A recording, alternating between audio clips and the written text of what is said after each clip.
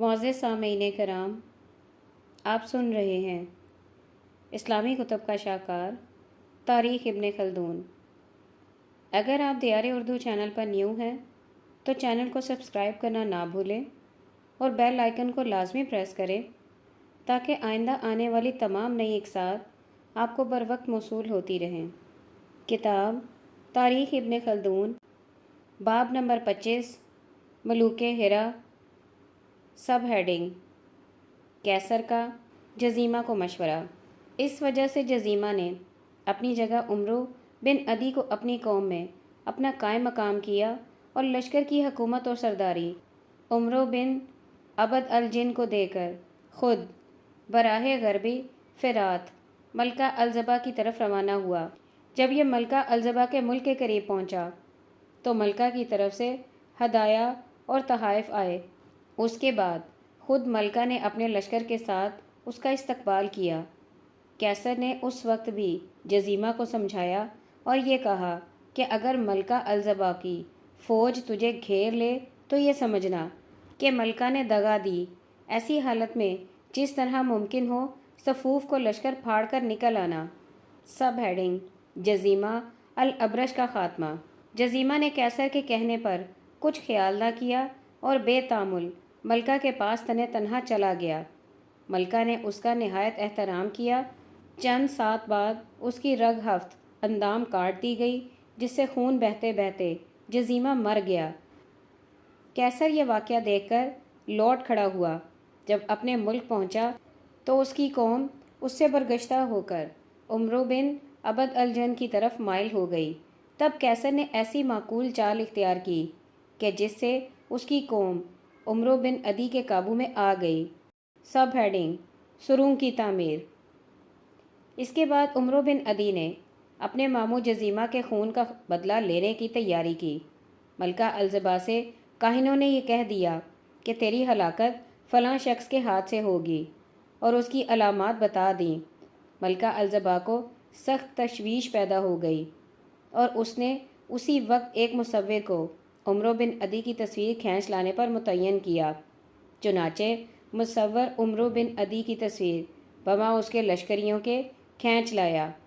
ملکہ الزبا نے عمرو بن عدی اور اس کے لشکریوں کی تصویریں دیکھ کر اس امر کا یقین کر لیا کہ میری ہلاکت اسی کے ہاتھ سے ہوگی اور ایک راستہ اپنے دربار سے قلعے تک زمین کے اندر اندر بنوا لیا۔ سب ہیڈنگ کیسر کی حکمت عملی۔ عمرو بن عدی نے کیسر کو سازش سے ملکہ کے پاس روانہ کیا۔ کیسر نے ملکہ کے پاس پہنچ کر عمرو بن عدی کی سخت شکایت کی اور یہ ظاہر کیا کہ مجھ پر یہ تمام مصائب اس وجہ سے ڈالے گئے ہیں کہ عمرو بن عدی کو یہ شبہ پیدا ہو گیا ہے کہ جزیمہ میری سازش سے مارا گیا ہے۔ میں اس کے پاس رہنے سے موت کو بہتر سمجھتا ہوں۔ ملکہ نے یہ سن کر کیسر کی بے حد عزت کی اور اپنے دربار میں حاضر رہنے کا حکم دیا۔ جب الزبا کو کیسر پر کامل اعتبار ہو گیا تو کئی اونٹوں پر اسباب تجارت لاد کر عراق کی طرف روانہ کیا۔ کیسر اور عمرو بن عدی سے ہرا میں ملاقات ہوئی۔ عمرو بن عدی نے کیسر سے تمام مال و اسباب خرید کر کیسر کو پھر ملکہ الزبا کے پاس روانہ کر دیا۔ ملکہ الزبا کو کیسر کے واپس آنے سے اور زیادہ اعتبار اور زیادہ ہو گیا۔ دوبارہ اور زیادہ مال و اسباب دے کر روانہ کیا۔ عمرو بن عدی نے پہلے سے اس مرتبہ اور بھروسہ معاوضہ دے کر واپس کیا۔ تیسری بار عمرو بن عدی کے لشکریوں نے کیسر کے قافلے کو لوٹ لیا اور عمرو بن عدی بھی ان میں شامل تھا۔ سب ہیڈنگ ملکہ الزبا کا قتل۔ کیسر واپس ہو کر ملکہ الزبا کے پاس واپس آیا۔ ملکہ الزبا اپنے محل سے قافلہ کو لینے کے لیے نکلی۔ جس وقت یہ قافلے میں پہنچی تو اسے معلوم ہوا کہ یہ وہ قافلہ تجارت نہیں ہے جسے اس نے روانہ کیا تھا، بلکہ اس میں عمرو بن عدی کے لشکری ہیں۔ ملکہ الزبا اسی شش و پنج میں تھی کہ عمرو بن عدی نے پہنچ کر اس راستے کو روک لیا جو ملکہ الزبا کے دربار سے قلعے کو نکالا گیا تھا اور اس کے لشکریوں نے تلواریں نیام سے نکال لیں۔ ملکہ الزبا نے کسی نہ کسی طرح اپنے کو اس مجمع سے نکال کر اس راستے تک پہنچایا جسے اس نے اپنی جانبری کا باعث سمجھ رکھا تھا، لیکن اس کی بدقسمتی سے عمرو بن عدی وہاں پر موجود تھا۔ اس نے ایک ضرب شمشیر سے اس کا کام تمام کر دیا۔ اس کے بعد اہل شہر پر جو کچھ گزرنا تھا گزرا اور عمرو بن عدی مظفر و منصور واپس آیا۔ سب ہیڈنگ: عمرو بن عدی کا کردار۔ عمرو بن عدی نے 120 برس کی عمر پائی۔ یہ ہمیشہ لڑائیوں میں منہمک رہا۔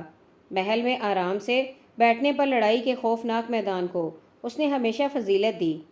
ملوک عرب میں سب سے پہلے اسی نے ہرا کو دارالسلطنت بنایا تھا، اور اہل ہرا نے اپنی کتابوں میں ملوک عرب سے اسی کو عراق پر حکمرانی کرتے ہوئے پایا ہے۔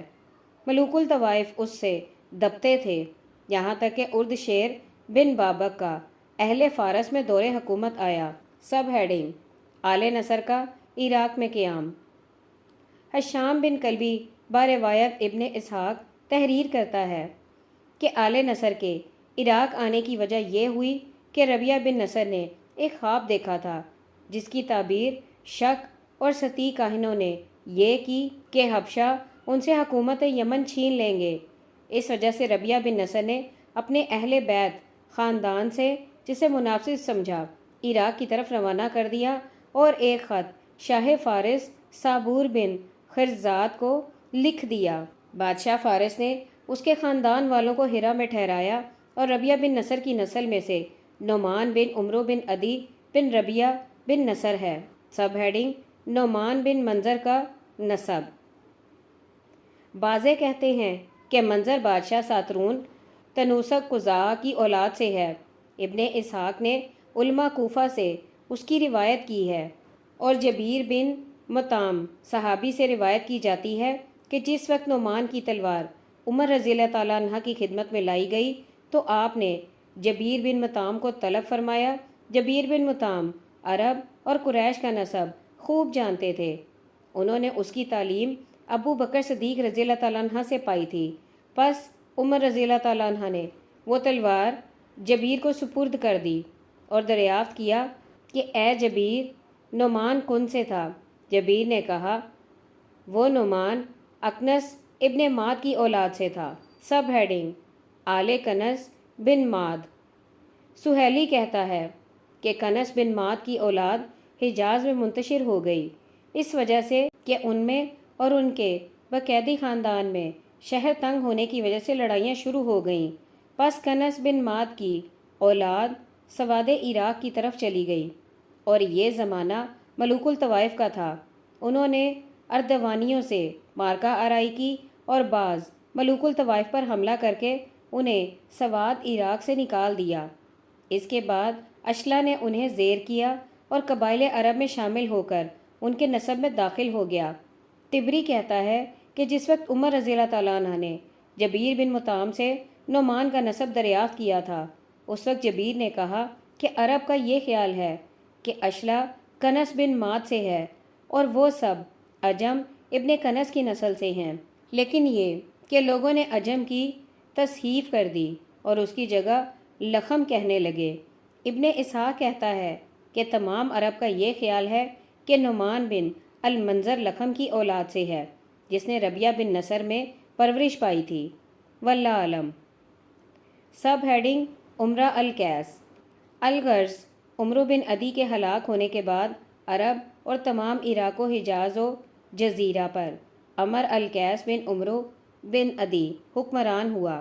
آل نصر اور عمال فارس میں سے سب سے پہلے اس نے عیسائی مذہب اختیار کیا۔ باروایت حشام 115 برس زندہ رہا، جس میں سے زمانہ صابور 23 برس اور زمانہ ہرمز بن صابور میں 1 برس اور زمانہ بہرام بن ہرمز میں 3 برس اور زمانہ بہرام بن بہرام میں 18 برس اور زمانہ صابور میں 70 برس رہا۔ اسی کے زمانے میں یہ ہلاک ہوا۔ سب ہیڈنگ: عمرو بن عمر القیس۔ تب اس کی جگہ عمرو بن عمر القیس حکمران ہوا۔ 30 برس اس کی حکومت رہی۔ اس کے بعد اوس بن فلام عملکی حاکم ہوا۔ حشام روایت کرتا ہے کہ یہ بنو عمرو بن املاک سے ہے۔ 5 برس اس کی حکومت رہی۔ حججہ بن عتق بن لخم نے اسے مار کر حکومت لے لی۔ یہ زمانہ بہرام بن صابور میں مر گیا۔ اس کی جگہ عمر القیس بن عمرو 25 برس حکمرانی کرتا رہا۔ یہ زمانہ یزدجرد عظیم میں ہلاک ہوا۔ سب ہیڈنگ: نعمان بن عمر الکیس۔ اس کی جگہ نعمان بن عمر الکیس حاکم ہوا۔ اس کی ماں شقیقہ ربیہ بن زحل بن شیبان صاحب خوانق کی لڑکی ہے۔ نعمان بن عمر الکیس ملوک آل نصر میں سب سے زیادہ جری اور بہادر تھا۔ 30 برس اس نے حکومت کی، پھر زاہد ہو گیا، ترک سلطنت کر کے بیابان کی طرف چلا گیا۔ سب ہیڈنگ: بہرام بن یزدجرد عظیم۔ بعض مورخ کہتے ہیں کہ یزدجرد عظیم نے اپنے لڑکے بہرام کو تعلیم کے لیے اسی نعمان بن عمر الکیس کے سپرد کیا تھا، لیکن طبری باستثناء علماء فارس کہتے ہیں کہ جس کے سپرد بہرام کی تربیت کی گئی تھی وہ منظر بن النعمان بن عمر الکیس ہے۔ الغرض بہرام تکمیل و تعلیم فنون جنگ و آداب شاہی کے بعد اپنے باپ کے پاس آیا اور تھوڑے دن ٹھہر کر پھر منظر کے پاس چلا گیا۔ اسی اثنا میں یزدجرد عظیم مر گیا۔ اہل فارس نے ایک شخص کو ارد شیر کی اولاد سے تخت نشین کر دیا اور بہرام سے اس وجہ سے اعراض کیا کہ اس نے عرب میں پرورش پائی تھی، آداب عجم سے ناواقف تھا۔ جب اس کی اطلاع منظر کو ہوئی تو اس نے ایک لشکر مرتب کیا اور اپنے لڑکے نعمان کی افسری میں فارس کی طرف روانہ کیا، اس غرض سے کہ شاہ حال فارس کو تخت سے اتار کر بہرام کے سر پر شاہی تاج رکھا جائے۔ چنانچہ نعمان بن منظر نے فارس پہنچ کر شاہی شہر کا محاصرہ کر لیا۔ اس کے بعد منظر لشکر عرب اور اس کے ساتھ بہرام بھی آ گیا۔ اہل فارس نے ڈر کر بہرام کی بادشاہت کو تسلیم کر لیا اور بہرام نے منظر کے کہنے سے اہل فارس کی خطائیں معاف کر دیں اور منظر اپنے ملک واپس آ گیا۔ سب ہیڈنگ: حرس کی ہیرا پر فوج کشی۔ حشام بن کلبی کہتا ہے کہ پھر حرس بن عمرو بن حجر الکندی ایک بڑا لشکر لے کر بلاد ماد اور ہیرا پر چڑھ آیا۔ اس کو تبا بن حسان ابن تبا نے حکمران بنایا تھا۔ نعمان بن عمر الکیس نے نکل کر اس کا مقابلہ کیا۔ اثناء جنگ میں نعمان اور چند لوگ اس کے خاندان کے مارے گئے۔ اس کے ہمراہی میدان جنگ سے بھاگ نکلے اور منظر بن النعمان الاکبر اور اس کی ماں ماؤلسما کو نجات مل گئی۔ آل نعمان کی حکومت پریشان ہو گئی اور حرس بن نعمان ان تمام بلاد کا مالک ہو گیا جن کی حکمرانی آل نعمان کر رہے تھے۔ حشام کے سوا اور مورخین کا یہ بیان ہے کہ جس نعمان کو حرس نے قتل کیا ہے وہ منظر بن نعمان کا لڑکا ہے اور اس کی ماں ہند بنت زید منات بن زید اللہ بن ربیہ بن زحل بن شیبان ہے۔ سب ہیڈنگ: حرس بن عمرو اور کے بعد کی مصالحت۔ پھر آگے چل کر حشام تحریر کرتا ہے کہ جب حرس بن عمرو نے آل نعمان سے حکومت چھین لی تو کباد نے اسے چھیڑ چھاڑ شروع کی۔ حرس بن عمرو کی حکومت چونکہ کمزور تھی، اس وجہ سے اس نے کباد سے اس شرط پر مصالحت کر لی کہ عرب فرات سے آگے نہ بڑھیں۔ پھر جب حکومت فارس کمزور ہو چلی تو اس نے عرب کو اطراف سواد میں فرات کے پرلی طرف لوٹ مار کرنے کا اشارہ کر دیا۔ جب شاہ فارس نے پھر اسے لڑائی سے دھمکایا تو اس نے کہلا بھیجا کہ عرب کا گروہ ایک نہیں ہے جسے میں روک لوں، بلکہ ان میں مختلف قبائل ہیں، انہیں مال کے علاوہ کوئی چیز لوٹ مار کرنے سے نہیں روک سکے گی۔ شاہ فارس نے یہ سن کر عرب کا سواد کا ایک حصہ دے دیا۔ سب ہیڈنگ: شمر ذوالجناح کی فتوحات۔ اس کے بعد حرس نے ایک طرف سے شاہ یمن کو فارس پر حملہ کرنے کے لیے ابھارا اور اپنے برادر زاد شمر ذوالجناح کو دوسری طرف سے کباد سے لڑنے کے لیے بھیجا۔ چنانچہ شمر ذوالجناح نے کباد سے لڑائی کی اور رے تک اس کا تعاقب کر کے قتل کر ڈالا۔ پھر شمر خراسان کی طرف بڑھا اور تبا نے اپنے لڑکے حسان کو سعد کی طرف روانہ کیا اور یہ حکم دیا کہ سرزمین چین تک لڑتا ہوا چلا جائے، اور اپنے برادر زاد یافر کو روم کی طرف بڑھنے کا حکم دیا۔ اس نے قسطنطنیہ کا محاصرہ کیا، یہاں تک کہ اہل قسطنطنیہ نے خراج دینا اور اس کی اطاعت قبول کر لی۔ اس کے بعد اس نے روما کی طرف قدم بڑھائے، لیکن طاعون نے اس کے ایسے ہاتھ پاؤں ڈھیلے کر دیے کہ ان سب کو رومیوں نے دفتن حملہ کر کے قتل کر ڈالا۔ شمر ذوالجناح جو خراسان کی طرف گیا تھا، اس نے ہیلوں سے محاصرہ کر کے سمرقند پر قبضہ کر لیا۔ اس کے بعد چین کی طرف بڑھا اور ترک کو شکست دی، لیکن اس سے 3 برس پہلے حسان یہاں پہنچ گیا تھا۔ یہ دونوں 21 برس تک وہاں ٹھہرے رہے، یہاں تک کہ حسان وہیں مر گیا۔ سب ہیڈنگ: شمر کی مراجعت۔ ہشام یہ واقعہ لکھ کر کہتا ہے کہ صحیح اور متفق علیہ یہ ہے کہ یہ دونوں اموال و ذخائر جواہرات لے کر اپنے ملک واپس آئے تھے۔ اس کی وفات یمن میں ہوئی ہے اور اس نے 120 برس حکومت کی ہے۔ پھر اس کے بعد ملوک یمن سے کسی نے لڑائی کے لیے خروج نہیں کیا۔ بیان کیا جاتا ہے کہ اس نے دین یہودی اختیار کر لیا تھا۔ ابن اسحاق کہتا ہے کہ جو تبابا سے مشرق کی طرف گیا ہے وہ تبا اخیر یعنی تبان اسد ابو کرب ہے۔ واللہ عالم۔ سب ہیڈنگ: منظر بن نعمان۔ ہشام لکھتا ہے کہ انو شیروان نے حرس بن عمرو کے بعد منظر بن نعمان کو ہرا کا حاکم بنایا، جو اپنے باپ نعمان کے قتل کے وقت بچ گیا تھا۔ پھر یہ فارس کی طرف سے اسود بن منظر کے بعد منظر عرب کا 7 برس تک بادشاہ رہا۔ اس کی ماں معاویہ بنت نعمان ہے۔ اس کے بعد نعمان بن اسود بن منظر نے 4 برس تک حکومت کی۔ اس کی ماں ام الملک ہمشیرہ حرس بن عمرو تھی۔ پھر ابو یافر بن علقمہ بن مالک بن عدی بن الجمیل بن سور بن اسد بن ازلی بن نمارہ بن لخم 3 برس تک اس کا جانشین رہا۔ پھر منظر بن عمر الکیس بادشاہ ہوا۔ اس کی ماں معول سما بنت عوف بن جشم بن حلال بن ربیہ بن بنات بن عامر بن خبیب بن سعد بن الخروج بن تیم اللہ بن نمر بن قاصد ہے۔ 49 برس اس کی حکومت رہی۔ سب ہیڈنگ: عمرو بن منظر۔ اس کے بعد اس کا لڑکا عمرو بن منظر بادشاہ ہوا۔ اس کی ماں ہند بنت الحرس بن عمرو بن حجر عقل المرار ہے۔ 16 برس اس کی حکومت کا زمانہ رہا۔ اس کی حکومت کے 8ویں برس عام الفیل ہوا، جس میں جناب رسول صلی اللہ علیہ وآلہ وسلم کی ولادت ہوئی ہے۔ پھر عمرو بن ہند نے شقیقہ قابوس کو 4 برس تک حاکم بنا رکھا۔ اس کے بعد منظر 4 برس، پھر نعمان بن منظر 22 برس تک، 8 برس زمانہ ہرمز میں اور 14 برس زمانہ پرویز میں حکمران رہا۔ سب ہیڈنگ: آل نصر کا زوال۔ اسی نعمان کے عہد حکومت میں آل نصر کی حکومت جزیرے میں کمزور ہو گئی، بلکہ اس کے بعد پھر کوئی آل نصر کا بادشاہ نہ ہوا۔ یہ وہی ہے جس کو کسریٰ پرویز نے قتل کر کے اس کی جگہ ہیرا و عرب کی حکومت کا مالک ایاس بن قبیصہ طائی کو کیا تھا۔ اس کے بعد ہیرا کی ریاست مرزبانان فارس کے قبضے میں چلی گئی، یہاں تک کہ اسلام کا نورانی آفتاب چمکا اور فارس کی حکومت بھی جاتی رہی۔ ایاس بن قبیصہ ہیرا میں مہر جان مرزبان فارس کی ماتحتی میں 9 برس تک حکومت کرتا رہا۔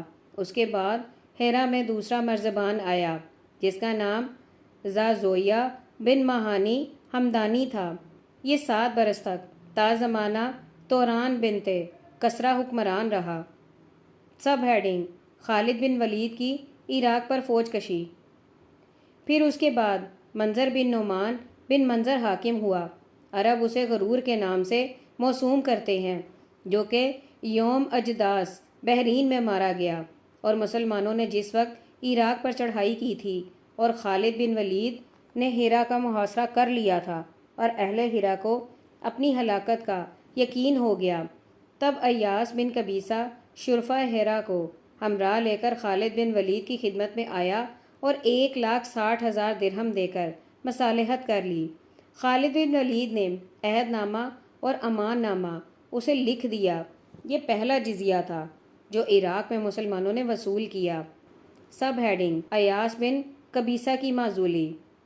الغرض ایاس بن قبیصہ نے جب مسلمانوں کو جزیہ دے کر صلح کر لی تو کسریٰ فارس کو ایاس کا یہ فعل سخت ناگوار گزرا، اسی وجہ سے معزول کر دیا۔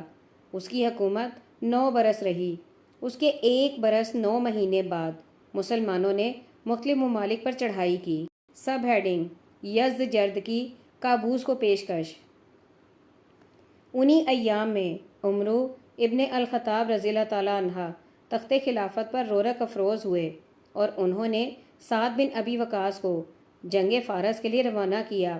جب یزدجرد کو اس واقعے سے آگاہی ہوئی تو اس نے مرزبان ہیرا کو لکھ بھیجا کہ قابوس بن منظر کو عرب کے مقابلے پر بھیجے اور اس سے یہ وعدہ کرے کہ وہ عرب کے جس شہر کو فتح کرے گا اس کا وہی مالک ہوگا، جیسا کہ اس سے پہلے اس کے آباء و اجداد سے عہد و پیما تھا۔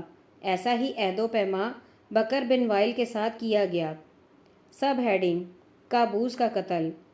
قابوس تو اس خبر کے سنتے ہی قادسیہ جا پہنچا اور بکر بن وائل کو ذی کارمین مسنہ ابن حارثہ نے گرفتار کر لیا اور قابوس پر قادسیہ میں یہ واقعہ گزرا کہ اثناء جنگ میں اس کا لشکر بے قابو ہو گیا اور خود یہ میدان جنگ میں مارا گیا۔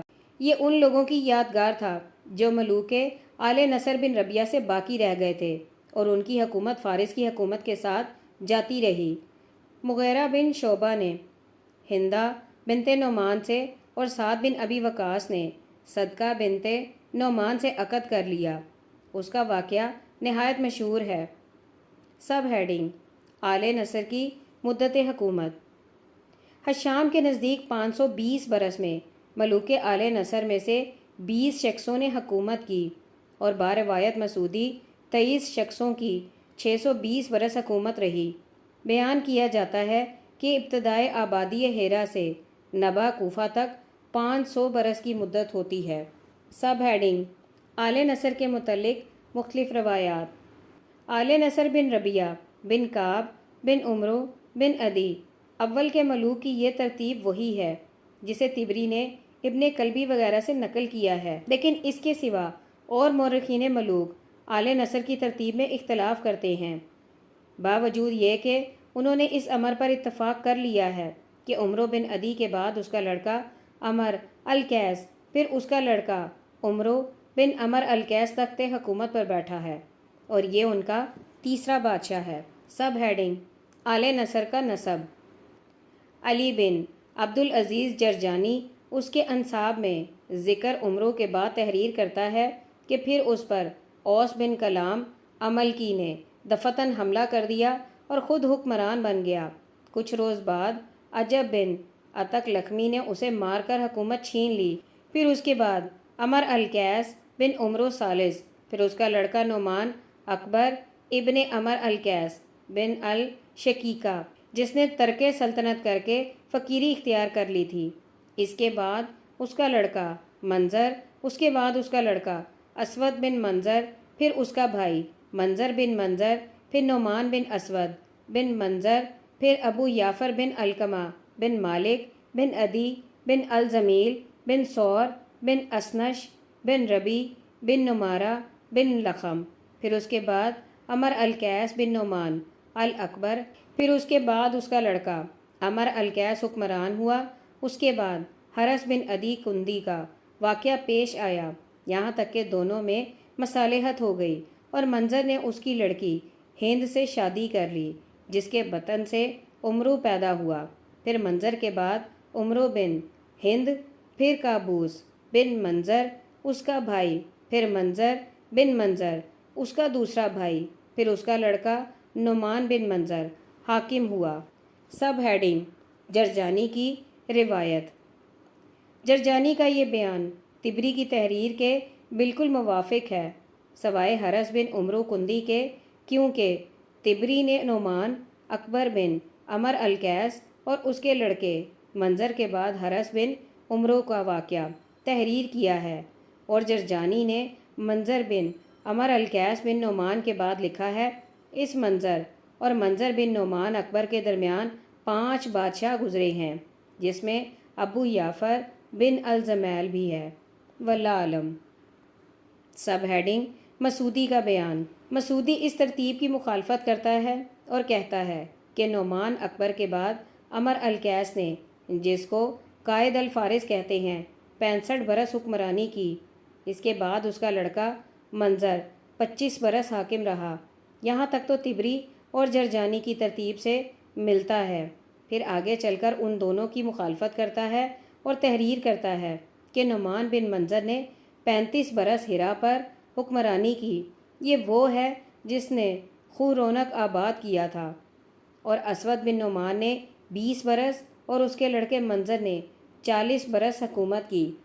اس کی ماں ماؤل سما نمر بن قاصد بطن ربیہ سے ہے اور یہ اسی کی طرف منسوب ہوتا ہے۔ پھر اس کا لڑکا عمرو بن ابن المنظر 24 برس رہا۔ اس کے بعد اس کا بھائی نعمان بادشاہ ہوا، اس کی ماں کا نام یاما تھا، اسی کو کسریٰ نے قتل کیا ہے، اور یہی ملوک ہرا کا آخری بادشاہ ہے۔